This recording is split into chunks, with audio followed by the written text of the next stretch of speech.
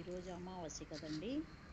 కాబట్టి ఒక నిమ్మకాయని గడప మీద పెట్టి 2 భాగాలుగా కోసి 2 ప్రమిదలు తీసుకొని ఇలా కల్లుప్పు నింపి ఒకదాని మీదేమో కుంకుమ అద్దింది, ఒకదాని మీదేమో పసుపు అద్దిన నిమ్మకాయ దబ్బను పెట్టి వాటిపైన 5 మిరియాలు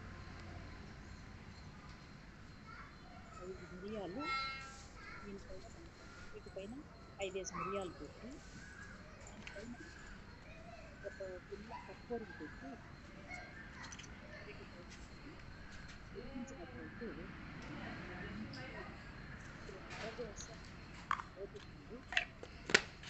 ఈరోజు అమావాస్య కాబట్టి మరీ రాహుకాలం కంటే కూడా మంచిదని ఇప్పుడు 3, 4 రాహుకాలం కదండి. కాబట్టి ఇప్పుడు మేము చేస్తున్నాము. కాబట్టి మీరు కూడా అందరూ చేయండి. మన ఇంట్లో ఉన్నటువంటి ఎటువంటి దృష్టి అయినా సరే పోతుందండి.